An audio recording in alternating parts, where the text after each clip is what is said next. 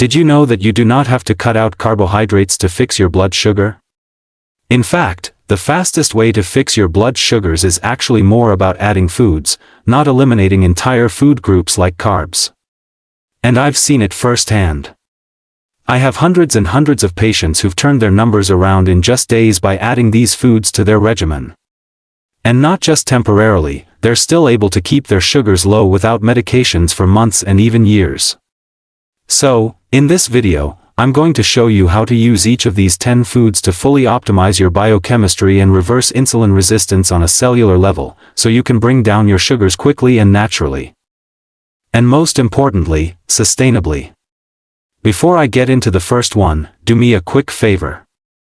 If you want more videos that explain the why behind your body instead of just handing you a pill, hit subscribe, give this a like, and leave me a comment telling me what your morning fasting number was this week. I read them and the age and numbers of this audience genuinely shape what I cover next. So, let's get into it. Here is what almost no one explains to you in a 12-minute office visit. High blood sugar almost always starts upstream with a hormone called insulin. Insulin is the hormone that unlocks your cells. So, glucose, that is the sugar in your blood, can get out of your bloodstream and into the cell where it belongs. When you have spent years riding the blood sugar roller coaster, your cells stop answering the door. The insulin knocks and the cell stays shut. We call that insulin resistance. Your pancreas pumps out more and more insulin to compensate. Your blood sugar climbs anyway. And the standard answer is a prescription that pushes even more insulin into a system that is already drowning in it. The system makes money when you stay sick, not when you get well. That is economics, not malice. There is no revenue and no time on a short office visit to teach you how food talks directly to your insulin receptors. So I am going to. My name is Dr. Wells Senior Strength, and every one of these 10 foods does one of 3 jobs. It slows the sugar coming in. It cools the inflammation that keeps your cells deaf to insulin, or it wakes the insulin receptor back up so your own body does the work it was designed to do. You do not have to do all 10 tomorrow. Add them in over the next couple of weeks and stack them. Let me show you the first one. The first food is fenugreek seeds. These are small hard amber-colored seeds, and you can find them in the spice aisle of almost any grocery store for a couple of dollars. If you ignore this one because it sounds exotic, you are walking past one of the most powerful blood sugar tools on the shelf, and it costs less than your coffee. Here's what fenugreek does inside you. The seed is packed with a soluble fiber called galactomannan. When it hits the water in your stomach, it swells into a thick gel, and that gel physically slows how fast your stomach empties carbohydrates into your small intestine. Slower emptying means the sugar trickles into your blood instead of flooding it. No flood, no giant spike, no panic dump of insulin. On top of that, fenugreek carries an amino acid that nudges your pancreas to release insulin more efficiently and helps your muscle cells take up glucose. In my own practice, I have watched fasting numbers come down within a week or 2 on this alone. To use it, take 1 teaspoon of the whole seeds and soak them in a glass of water overnight. In the morning, drink the water and eat the softened seeds before breakfast. If the slightly bitter taste is too much, grind them and stir a half teaspoon into yogurt or sprinkle it over your eggs. Start low. This fiber is strong and your gut needs a few days to adjust. Number 2 is cinnamon. And you almost certainly already have it in your cupboard, but the kind you have matters, and most people grab the wrong one. The common grocery cinnamon is cassia, and it carries a compound called coumarin that is hard on the liver in large daily doses. The one you want is Ceylon safer cinnamon, to take every day, sometimes labeled and it is true the one cinnamon. I tell my own patients to It is buy. milder. What makes cinnamon work is a group of polyphenol. Those are natural plant compounds that behave almost like insulin themselves. They help your insulin receptors grip glucose more tightly, and they slow your stomach from emptying too fast after a meal. The effect is real and it is measurable. Research out of the Human Nutrition Program at the USDA found that under half a teaspoon a day meaningfully lowered fasting glucose in adults with type 2 diabetes. If you skip this one, you are leaving an easy win sitting in your spice rack. Use about a/4 to a half teaspoon of Ceylon cinnamon a day. Stir it into your oatmeal, your coffee or smoothie. The trick is to pair it with a carbohydrate meal because that is exactly when you want your receptors gripping harder and your stomach slowing down. Third on the list is broccoli sprouts. And I you to pay close attention here because this one is the most underused food in this entire video. Not full broccoli, the little 3-day-old sprouts. Ignore the distinction and you miss almost all the benefit. Broccoli sprouts are loaded with a compound called sulforaphane.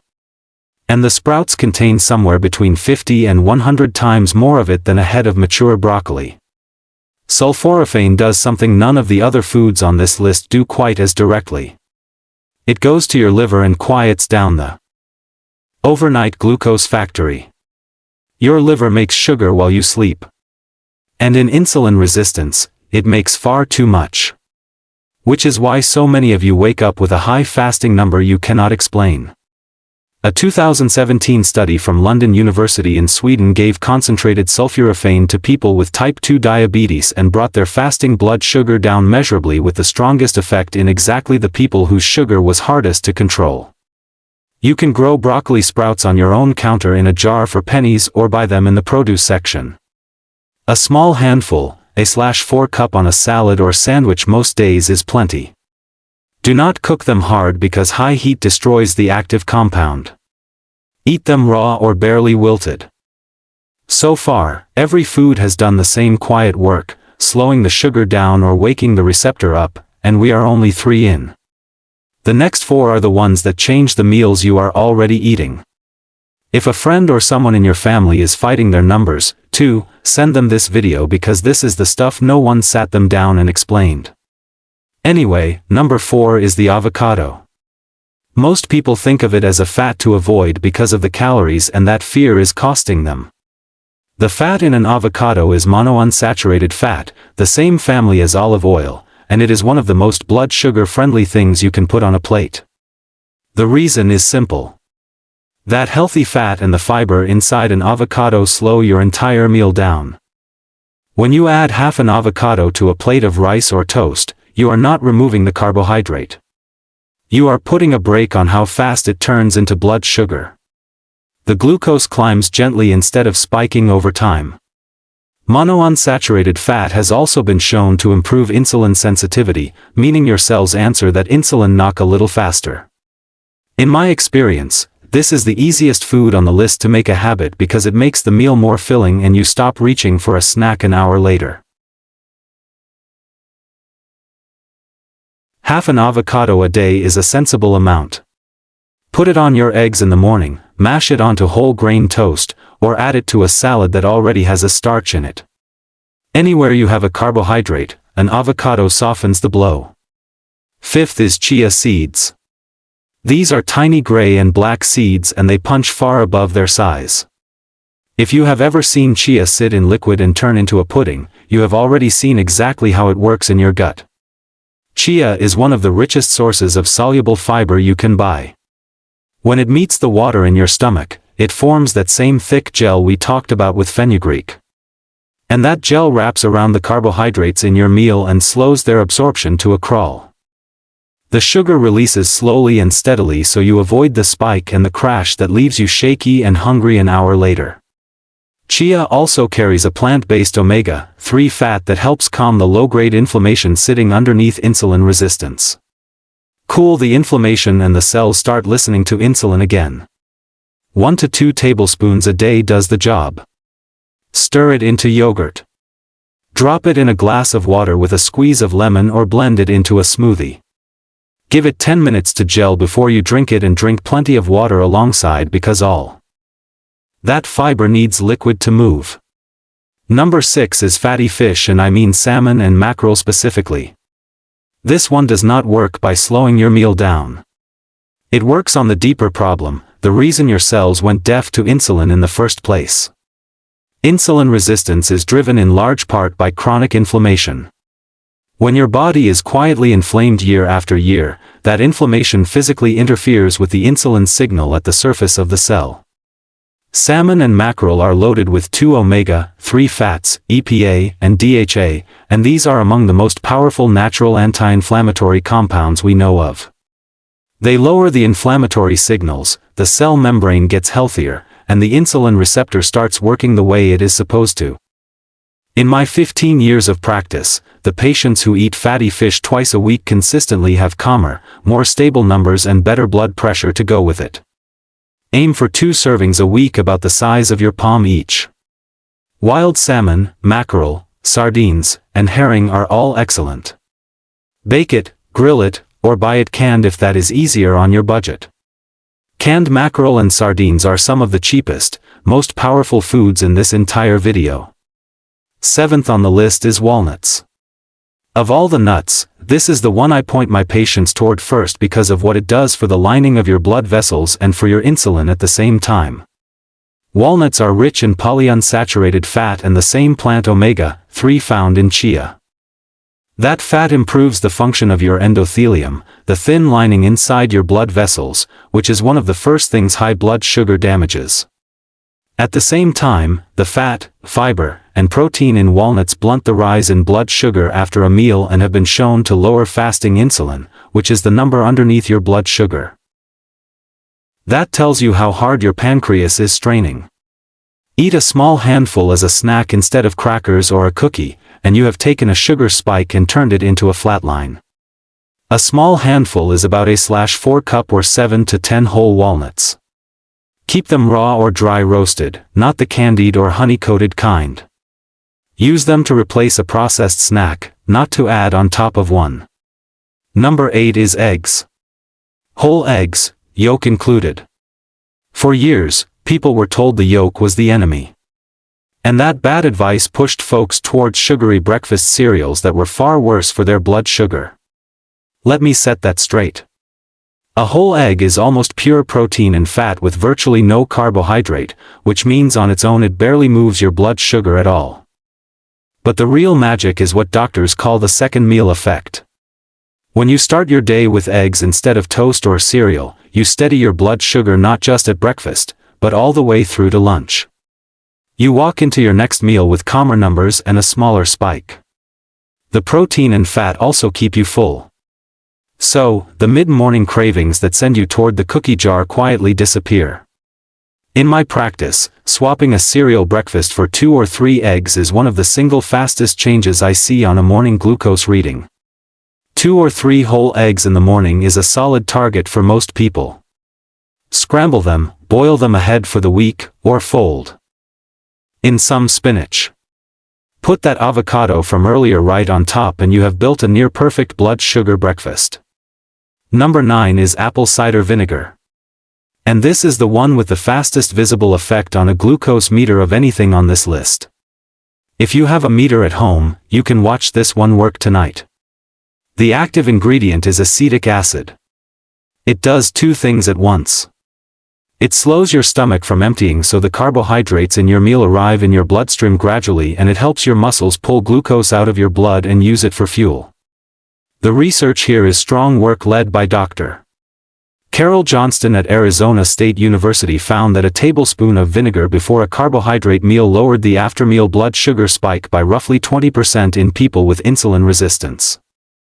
That is a drug-sized effect from something that costs a few dollars a bottle.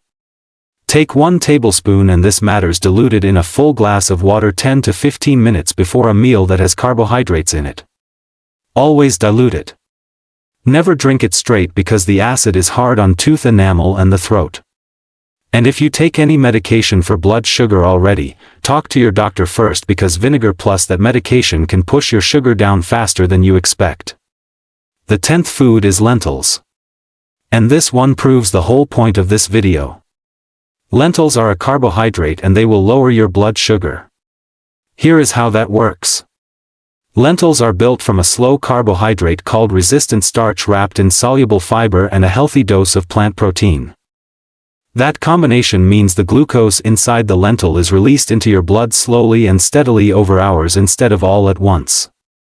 They actually carry the second meal effect, too. So, a bowl of lentil soup at lunch gives you steadier sugar into the evening. Clinically, Swapping white rice or white potato for lentils a few times a week is one of the most reliable ways I know to bring down an A1C, which is your 3-month average blood sugar. Aim for a half a cup to a cup of cooked lentils a few times a week. Use them in a soup, a stew, or a cold salad with that olive oil and a splash of the vinegar we just covered. They are filling, they are cheap, and they stretch a meal further than almost anything else.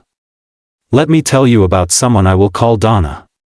63 years old, recently retired, came to me frightened because her fasting sugar was sitting around 180 and her doctor had just told her it was time to add a second medication. She did not want to spend the rest of her life climbing the medication ladder, and she was scared of where this was heading because she had watched her own mother lose toes and then her eyesight to this same disease. We did not cut her carbohydrates to nothing. We added eggs and avocado in the morning instead of cereal, a tablespoon of vinegar before her bigger meals, lentils swapped in for the white rice, walnuts instead of the afternoon cookie, fatty fish twice a week, cinnamon in her coffee, and broccoli sprouts on her sandwich at lunch. Within the first week, her fasting numbers started dropping. Within 3 months, working alongside her own doctor, she had come down off that second medication entirely, and her A1C had moved from the diabetic range back toward normal. 2 years later, it is held. She did not starve herself. She ate more food, just the right food, and her own body did the rest. So, let me tie all 10 of these together because this is the reason they work. When cutting carbs alone fails, every one of these foods is handing your insulin its job back without starving you. The fiber foods slow the glucose down so your pancreas never has to panic. The fish, the walnuts, and the chia cool the inflammation that was jamming the signal. The cinnamon and the vinegar walk right up to the insulin receptor and help it grip again. Do that meal after meal, day after day, and the cell that stopped answering the door slowly starts opening it on the first knock again. That is what reversing insulin resistance means at the cellular level. And once it happens, your body holds your sugar down on its own, which is exactly why Donna's number stayed low for 2 full years. Before I give you tonight's plan, I need to draw one clear line. If you are on insulin or a sulfonyla, one of the older blood sugar pills, these foods can lower your sugar fast enough that your medication dose may suddenly be too high, and that can drop you into a low. So add these foods with your doctor watching your numbers and let them walk your medication dose down as your body improves. Do not stop any prescription on your own. Bring this list to your next appointment instead. So here's what to do tonight. 5 simple steps. 1. Tomorrow morning, replace your cereal or toast with 2 or 3 whole eggs and half an avocado. That single swap changes your blood sugar for the entire day. 2. Tonight soak a teaspoon of fenugreek seeds in a glass of water and drink it first thing in the morning. 3. Buy Ceylon cinnamon, not cassia, and start a/4 teaspoon a day in your coffee or oatmeal. 4. Before your biggest carbohydrate meal tomorrow, take 1 tablespoon of apple cider vinegar in a full glass of water 15 minutes ahead.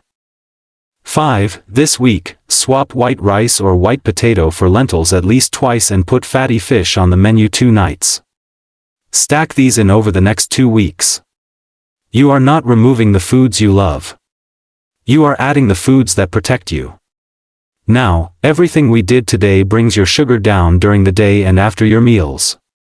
But a huge number of you have told me the same strange thing, that your highest reading of the whole day is first thing in the morning before you have eaten a single bite. You fasted all night and your sugar went up anyway. There is a specific reason your liver does that while you sleep. And there is a way to shut it down. I made a video that explains exactly what is happening overnight and how to wake up to a lower number. I will put it right here on the screen. Go watch that one next. And I will see you there. Dr. Wells, Senior Strength.